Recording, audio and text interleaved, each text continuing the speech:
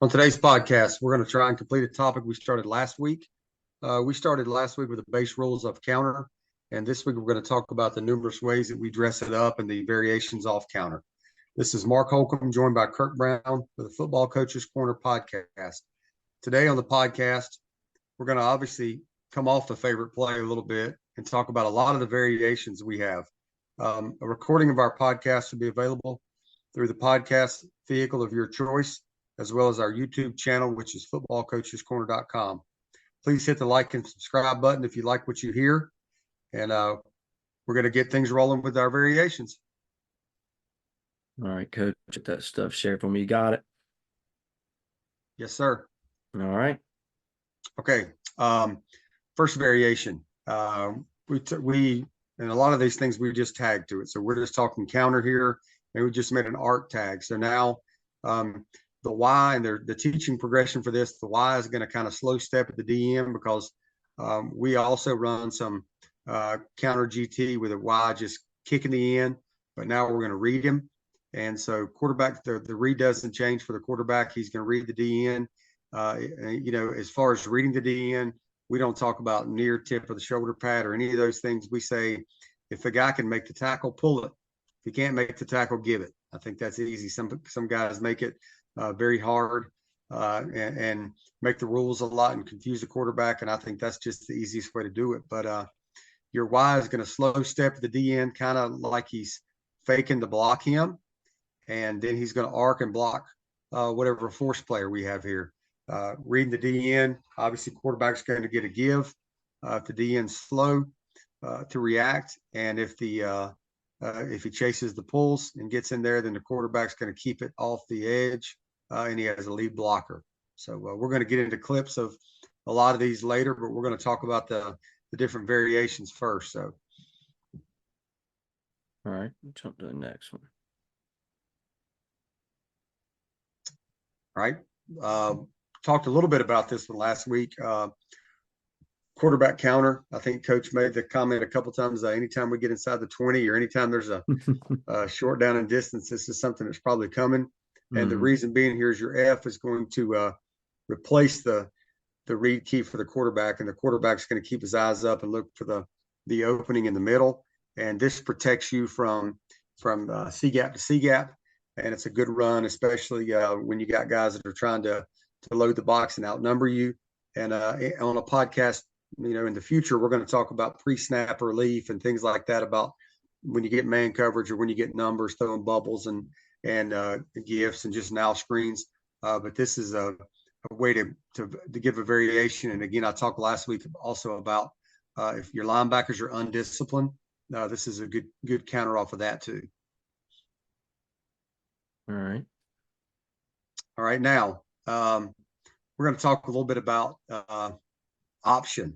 Okay. Now, this is something I don't think that you have to major in, but I think that it's something if you look at this, you're going to still have the same read for the quarterback. So everything is done exactly the same in terms of reading the DN. Now your DN becomes what option guys would be called, the give read or the keep read. And so if the DN chases, again, quarterback pulls. Now he has the H over the top. He's in pitch relationship, and then you're going to read the force player for the pitch. So this is a good change up out of two back.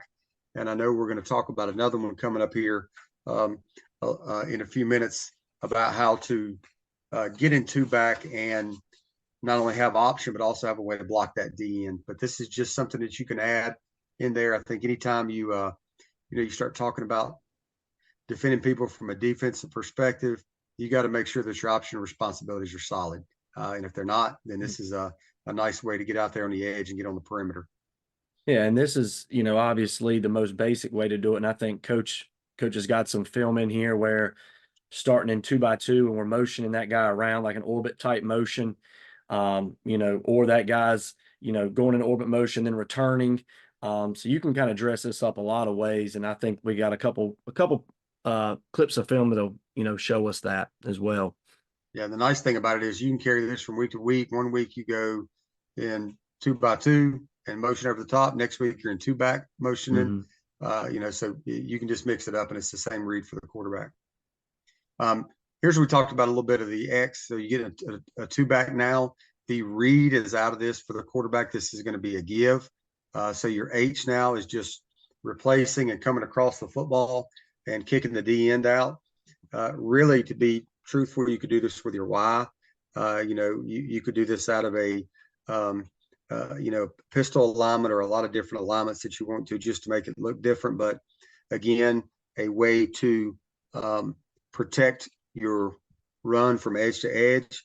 And, we could get into more of this. We don't talk about this at all tonight, but if you wanted to, get into this and run bluff and take your H now, circle the D in, and now it's the same read as it was a while ago when your Y was at a wing. So this is just, again, giving different variations. When you're doing your scout film and your breakdown, you see how our defense is going to treat this as two back, or how are they going to attack this? Yep.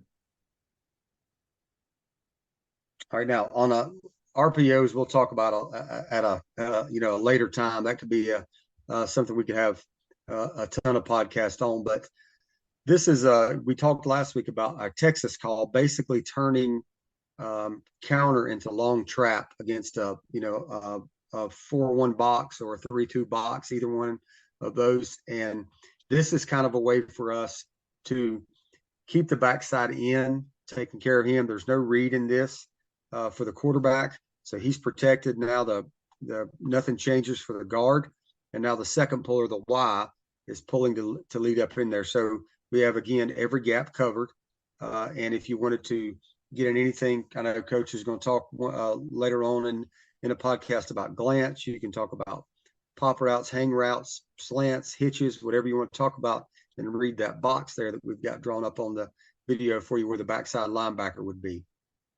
Yeah, and I think, Coach talked about arc earlier.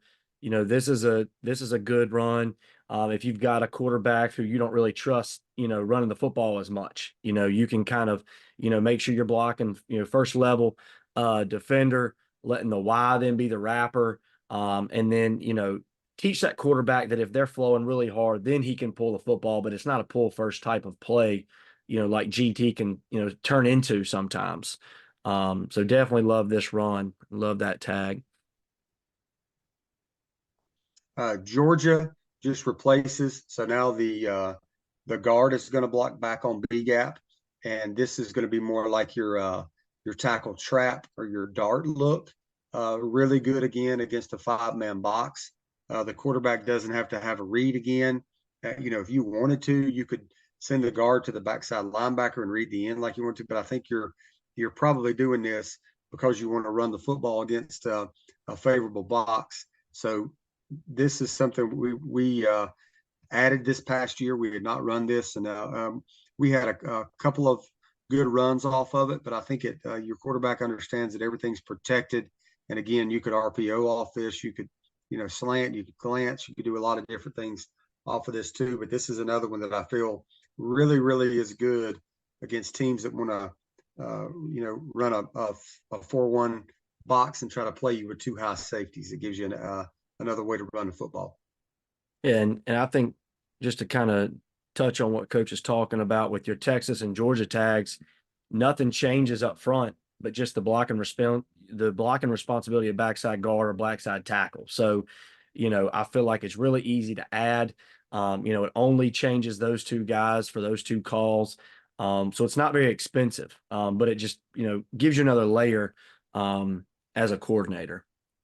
Yeah, when you get a bear front against those things, people that are playing 5-1, it's tough. It's tough now to get your center's got to now block back on the 3 technique, right, and now you're leaving the 5 alone. Yeah. So you've got to figure out a way to take care of that guy. A lot of times we're going to see a bear front with one linebacker because we're trying to stay so spread. So bringing that other guy in the box and changing that little tag there gives your quarterback and gives you a little bit more protection too. So this is something that we've really had some success on. Just a bash read, and we've run this off of inside zone. We've run this off GT counter. A lot of things. You're running back here, and it's really good. I think it's really good to trips you get teams that adjust to trips, and some people might play 2-over-3, or some people might play a 2-over-3 with a high safety. But you can get numbers now on basically you're taking an outside zone or a jet path, and you're trying to get wide. You're trying to put that defensive end in a bind right now with what he does. Now, if you've got teams that you play and the DN, you've run a bunch of counter and the DN's just chasing, this is going to be a give right off the bat. And now you've got one of your best players, your F, out there with 3 lead blockers on the outside edge, and you didn't even have to block that guy. If he widens or hesitates at all, now your quarterback just kind of hops and comes back underneath. In terms of footwork, we've messed with this a couple of ways. We've had the quarterback kind of run it a little bit like power read, which take a couple of shuffle steps. Last year, we messed with having our quarterback take a step behind, so like a crossover step, and then come back and run. And the timing was really good with that. We didn't get as much of this as we wanted, but it was a good thing for us, like on a 3rd and 3, one of those downs or a money down where we had to get something done. But this is a good thing. Plus, again, if you've got linebackers that are undisciplined and their eyes are in the backfield, then they're going to chase your F, and now your quarterback and everybody's got angles when they come back to it too. So it's been a pretty good play for us the past couple of years. Yeah, and this is something you can dress up too with jet motion. I know guys are running this with jet where they're shuffling the quarterback like Coach talked about, and reading that like Bash. Can turn and throw a swing, whatever. But this is really good. Like you said, you don't have to block that guy. The read is the block. And this is good to 3 receivers, because I feel like a lot of times, maybe teams are trying to set their fronts off the back and where his alignment is, away from trips, 2 trips, whatever that might be. And this can maybe be a little tendency breaker for you and still get the quarterback run involved. Definitely. And it's nice to be able to get into empty and then put your F out there. And now, like you said, jet, and it's the exact same read. Yep. I think Clemson made this pretty popular back in the day too. Yep. So absolutely. All right, now a tag that you have for teams that love to chase the puller. So you got some teams that you're going to play, and they're going to say, as soon as the ball's snapped, you get a pull in front of you, you chase that as fast as you can, you get down the line of scrimmage. Now you can add speed option, and we just called this, counter left, whatever our call was, speed, and speed goes away from it. Now we're going to attack the DN. A lot of times it's not going to be the DN's going to go, so the quarterback's going to kind of go around him. And now you've got, again, 2 lead blockers, and you're pitching off the force player coming off of that side. And so it's really another way, you go into a game plan and you say, their X is a lot bigger than your O on that one DN. So what do we have to do if we can't block him? Then we got to read him. We got to make his head spin around. So this is a good way to, he gets a pull and he chases it. He's been told all week, chase. And now he's backtracking, coming back and trying to play the run out the backside. So speed is a pretty good tag. We tag speed actually to inside zone the opposite way also. Yeah, and I think we experimented, a little bit with a little bit of a hesitation by the quarterback and the running back, just to kind of give the quarterback a little more a clear picture, on the speed option, if he needs to pitch it early or if he can attack a little bit more. But definitely a good little constraint run to add to your counter game. I think a lot of teams tell that quarterback now just to kind of fake mesh and then go to get the timing mesh up. Absolutely. So, all right. Here's one of the things. If again, if you've coached against me, I am forever trying to figure out how to get trips on you, try to outnumber you either to the field or to the boundary. So this is another way for us to get a 2-back alignment. We'll comment motion, which is early motion, the H out, and now we've got trips. So if no one moves, the quarterback's eyes are now on the box. If no one moves, we're going to swing it out there to him. If anybody moves and changes, rolls out with a motion, then we're now back in our counter game where we're reading the DN. We came about this one time. We were playing a team that was pretty athletic. I think it was Statesville back when I was at North Davidson. And what they started doing is they started dropping the D end anytime we went in motion. So they were keeping the box as much as they could. So then we came back and ran quarterback counter the opposite way. So we went comet motion like is drawn here on the film to the right.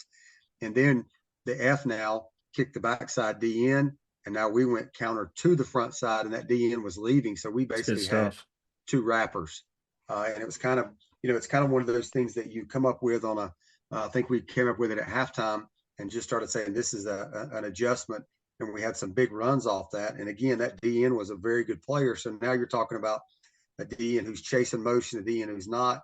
The number of things you can do about this, I'm a firm believer you could probably make this your one run if you wanted to, and have some of these variations off of it.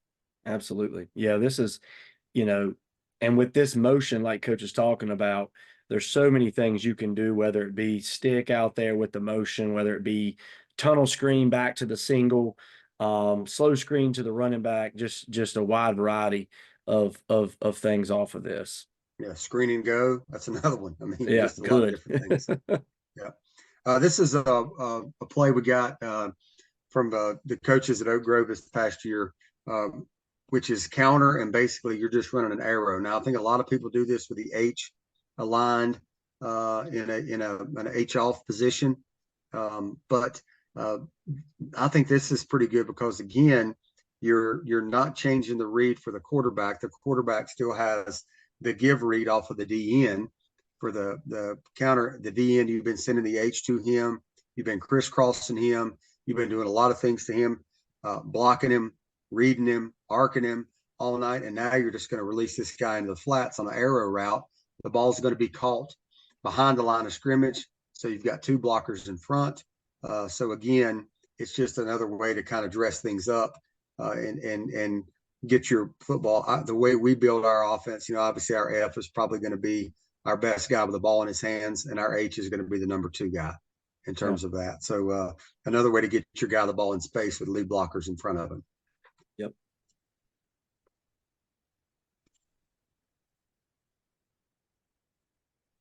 All right, Coach, go to the end view. All right. This is the team that was, outnumbered us at the point of attack in the box. They got a lot of guys here coming in. So we're running counter Texas, and we just added a Y, the puller in there. So you see that we're getting a pretty good kick out. We'd like to get a little bit more of a double team on that guy. Our tackle had been injured this game, so we're playing a younger kid, but we're able to get the first guy kicked, and we didn't get a great kick on him. But again, we talked about it last week. Pull right, hit right, get that guy up the field, and then now you got your second puller coming through to try to get it. And in this game we were playing here, we were searching for yards. So anything we could get here was a good thing. But this is early in the season, and as the season kept going, we started running this a little bit more and more. And something, I don't know if Coach really touched on it last week, but if he did, I'm gonna reiterate it. Something that I think that is really good that he does is he has that running back take a counter step away from the run. And for 2 reasons, I think, it helps with the timing of the kick out and the wrap. So he's not beating pullers to the point of the attack. But also look what it does to these linebackers to the backside is they jump outside with that subtle jab step, and now they're way behind the football play and they can't get there. So I think that's something subtle, but a good teaching point when it comes to the timing of this run. And we've done a lot of things. We've widened that guy out, and we've put him in the pistol. And I think that just, for us, is the most comfortable, works out the best. Absolutely. Here's a clip from our season this year. Again, this is the wide film. Can't see it great, but we've got the H-back down here to the bottom. And we're running counter to the left, counter Texas, excuse me. The kicker does a good job. He runs, almost at a negative alignment, just gets a piece, doesn't have to get a lot. H-back does a decent job of wrapping. He ends up picking up an outside linebacker, and the run back's able to get vertical. Again, nothing special, but playing a team that really fast flowed. And GH was a way for us to kind of protect the quarterback, but also, get guard and then H back to the run. Here's another one. This is first game of the year. Down blocks are not great, but we get a really good kick out. H back hadn't really done this before. He gets kind of caught in the wash, but he picks up most dangerous right there. I enjoy running this play to the boundary. Good coaching point with that kick out there. A lot of times teams are going to try to get up the field and try to race you to the quarterback. Mm-hmm. And so you got to teach your guys to adjust. Here, he doesn't slow his feet down. He keeps running through it, which makes for, a pretty good collision and a pretty good finish. Mm-hmm. But if you slow down, you're kind of letting that guy do exactly what he wants to. And we talked about people that squeeze last week. Mm-hmm. And you just got to get used to the angles that they're coming at. Absolutely. Here's some option. So you see the read key here. You're getting GT to the right, and you see the chaser. He's coming straight in right off the bat. This is a team that's well coached, very disciplined team. And so now what you've got is you've got the option coming out the backside, and you've got a quarterback who's a very good player in this situation. And the pitch relationship is very good here. And so now you can come out the backside and you can pitch it, and you've got players outnumbered. So this is a good adjustment. Counter option is a very good adjustment against teams. You look at this, there's a 6-man box, 7-man. Looks like they're playing some type of man or some type of rotational coverage. So quarterback does a good job of reading this. This is the instance we talked about all week. This team's been working on go tackle, chase. As soon as you get pulled, go chase. And so that's using kind of their technique against them a little bit. And I think the motion is what's good right here, because you watch 24 roll and then lose his sight, and the running back's now the receiver's now the pitch key back to the boundary. That's a good clip of that. Now you're back into 2-back, kind of running it the same thing. You've got the pullers. All right, and you got a guy who chases and he steps enough. He's got his shoulders turned. And we talked about, again, I don't think you need to overcoach this. If he can make the play, then you pull the football. If he can't make the play, then you give it. And that just comes from reps, just like anything, just like guys who make a living off of inside zone. You got to read that as much as possible.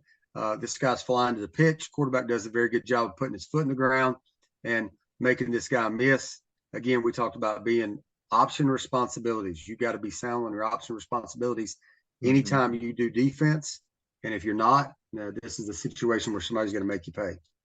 And Coach talked about it last week, running Q counter. This is a good example running this. Watch the quarterback take the ball and put it to his back hip and ride it all the way to his front hip to really give it away to this defensive end right here. All right, he's just not poking the ball in the stomach and trying to hurry with the pull read. Head is still, head is on the read the whole time. And this is a really good athlete. Anytime he can get out in space was really good for those guys. Good pull and obviously a good play.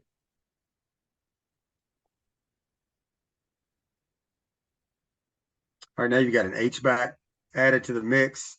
Again, some more motion, and you've got counter, and this is kind of an arc tag where they're reading off the defensive end. Guys up front do a very good job. The end settles, and he stays. All right, so when he stays, again, this becomes the same thing for the quarterback again. He's got to be disciplined enough to say, this guy's not going to make the tackle. I've got numbers now at the point of attack, so I'm going to hand the football off.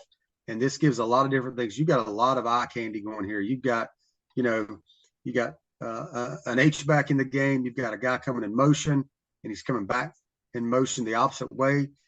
So, a lot of different things for guys to get their eyes off of their keys. And it ends up being a nice little run up the middle.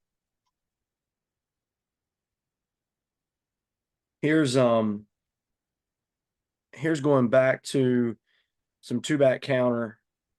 And this is actually an adjustment we kind of made. Instead of running it crisscross, they were playing the backside defensive end so wide, he was never getting the play. We just tagged the lead call for the front side running back to just lead on counter. So we ended up having super counter essentially and having three pullers if you want to count the running back. And he was just told to arc the front side end to lead on the plus player. So this ball ends up getting to the edge again. They were playing really wide nines, weren't getting to the play on the backside. So instead of wasting him going backside, we actually led him on this, and the ball bounced several times on this, but just another slight adjustment. But this is again out of two-back counter. A good adjustment because now you got an extra blocker for that force guy, and you got your two receivers out there also. So you got absolutely very much able to outnumber them. We'll jump ahead, Coach. I think this is Bash. If you want to talk through this. All right. So if you're going Bash here, and you see the D end up top. All right, the D end widens out and he chases the running back. Okay, again, if the running back can be tackled by this guy, and the running back's path is important. A lot of the coaching point in this, the running back has got to get as wide as he possibly can with this.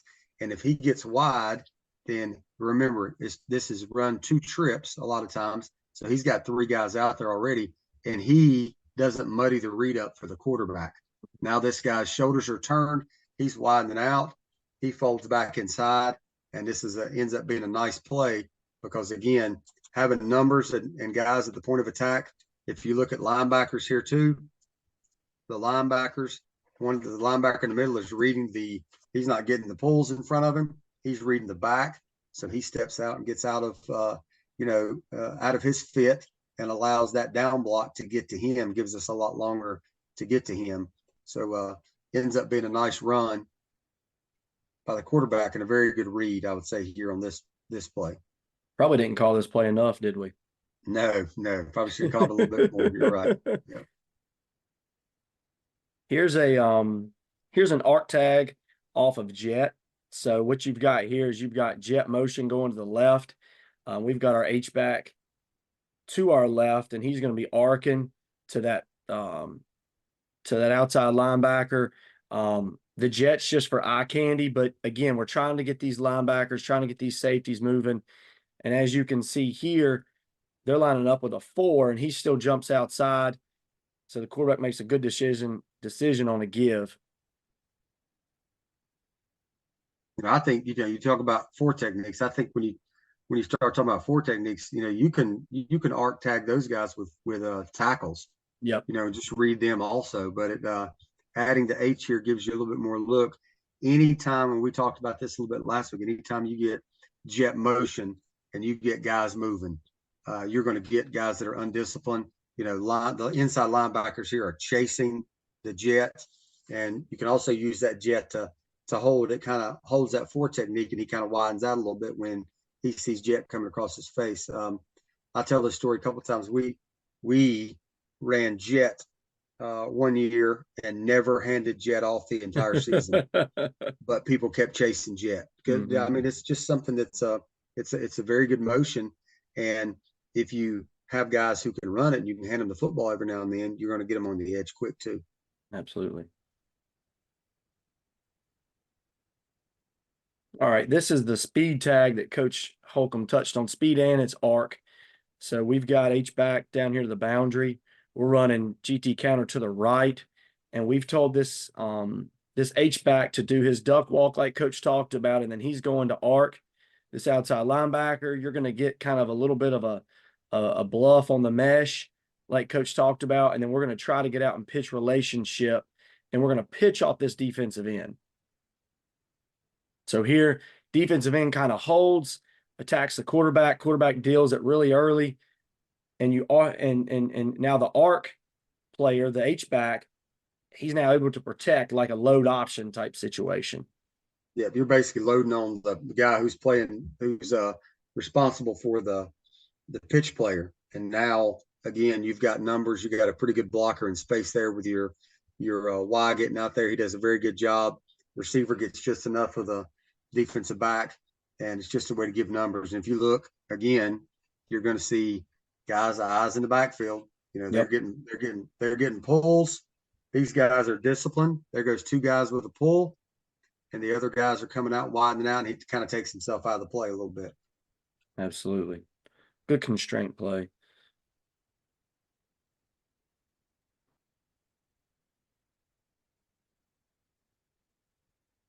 Let's see here, Coach. Want to get to the last one, I think, is our comet play, Coach, and then we'll All right. be, if I can find that on here.